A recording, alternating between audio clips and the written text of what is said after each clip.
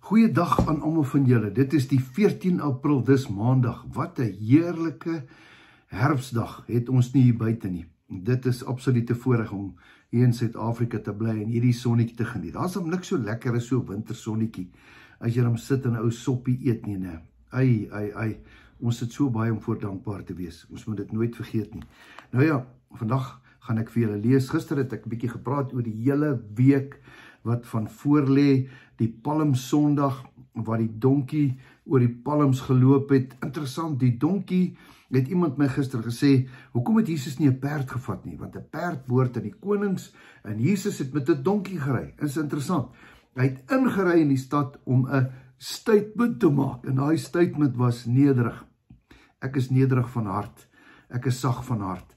Dan kom Jesus met 'n donkie ingery. Interessant, op die donkie, julle weet mos op sy rug, op die donkie is daar mos 'n kruis, né? Hier ry Jesus met 'n eenvoudige donkie in, en die mense gooi die palmtakke daar neer.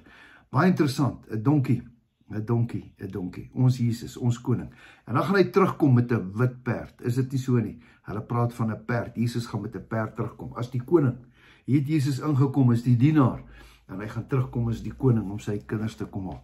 Pragtig. Ek gaan nie daaroor praat nie, maar ek gaan gou vir jou lees. Kom ek lees vir jou wat die volgende dag gebeur het, die maandag. Verskoning. Hy sê, en hy het hulle verlaat, vers 17, en hy het die stad ingegaan na Betanië en daar vernag. En vroeg die volgende môre, dis die maandag, het hy teruggegaan na die stad en hy het honger geword. Hier word Jesus honger. Hier weet ons, hy is ook 'n mens. En hy sien 'n vyeboom langs die pad en hy gaan daar na toe. Hy het 'n verwagting. Wow, daar gaan lekker vye wees. En hy het niks gevind nie. En net die blare alleen. Hy sê vir hierdie boom, laat daar uit jou tot in ewigheid nooit weer 'n vrug kom nie, en onmiddellik het die vyeboom verdroog. Is dit nie pragtig hoe baie krag ons in ons mond het nie? Dat jy kan lewe spreek oor jou bome, jy kan lewe spreek oor die saad van jou vrug, jy kan lewe spreek oor jou finansies, en so sal dit wees. En as jy dit vervloek, so sal dit ook wees. Baie interessant, né?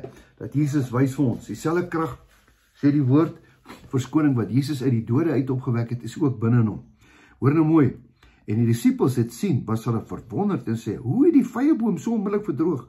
Maar Jesus antwoord en sê vir hulle, ek sê vir julle, voorwaar, ek sê vir julle, as julle geloof het en nie twyfel nie, sal julle nie alleen doen wat julle met die vyeboom gebeur het nie, maar al sê julle ook vir hierdie berg, hef jou op en werp jou in die see, en dit sal gebeur. Hoor 'n bietjie mooi, sê vir die berg, gaan in die see toe, en dit sal gebeur. So sê Jesus, hy is nie die leenaar nie, hy is die waarheid. En alles wat julle in gebed vra, sal julle ontvang, as julle glo.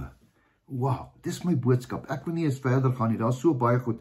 Asseblief gaan lees Matteus 21, gaan 'n bietjie deur hierdie dae, wat Jesus deurgegaan het. Dan gaan hierdie hele paastyd vir julle baie meer beteken. Gaan doen 'n bietjie huiswerk. Ek was mos so 'n onderwyser, ek gee nou vir julle 'n bietjie huiswerk, man. Ek gaan julle vra as ek julle eendag sien of julle dit gedoen het. Nou ja, ek gaan dit weer vir julle sê. Jesus vervloek, hy spreek dood oor hierdie vyeboom. En dan vra die ouens nou, hoekom? Dan sê hy, dit wat julle spreek, Spreuke 18:21 is lewe of dood, maar Jesus antwoord hulle, vers 21, maklik om te dink, Matteus 21, vers 21, maar Jesus antwoord hulle en sê, voorwaar beteken, dis 'n baie belangrike ding wat Jesus sê, ek sê vir julle, as julle geloof het en nie twyfel nie, sal julle nie net doen wat met die vyeboom gebeur nie, maar al sê julle vir hierdie berg, hef jou op en werp jou in die see, en dit sal gebeur. Nou vanmôre het jy dalk 'n berg voor jou. Miskien is dit finansies, miskien is dit jou kinders, miskien is dit die politiek, miskien is dit jou plaas, miskien is dit eensaamheid, miskien is dit 'n egskeiding. I don't know. Hierdie woord sê, Matteus 21:21, sê dit onthou, dis 'n belofte van die Here. Jesus gee dit vandag as 'n belofte vir jou, en sê, as jy vir hierdie berg, dis nou nie 'n fisiese berg nie, as jy met hom spreek vanmôre, ek en jy gaan nou met daai berg spreek. Kom ons bid nou. Here, baie dankie dat u woord sê, Matteus 21:21, wanneer ons met 'n berg praat en ons glo, Here, in die naam van Jesus, spreek ek nou met berge, finansies,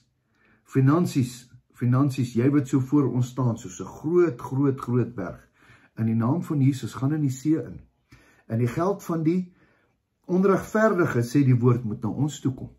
Die woord sê so, Here, ons glo dit, ons vat dit.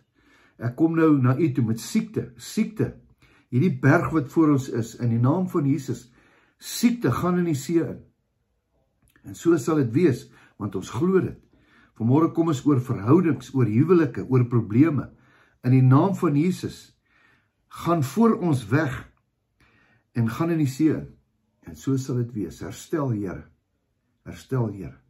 Dankie, Here, dat u ons geneesheer, ons voorsiener, ons bron is.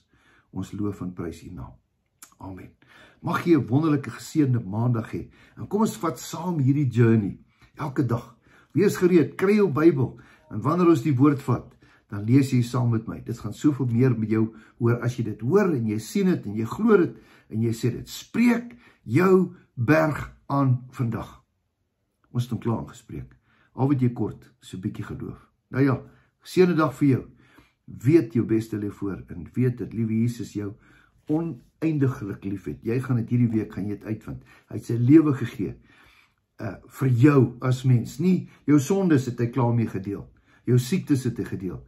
Maar hy het jou lief met 'n ewige liefde. Onthou dit, moenie vergeet nie. Totsiens.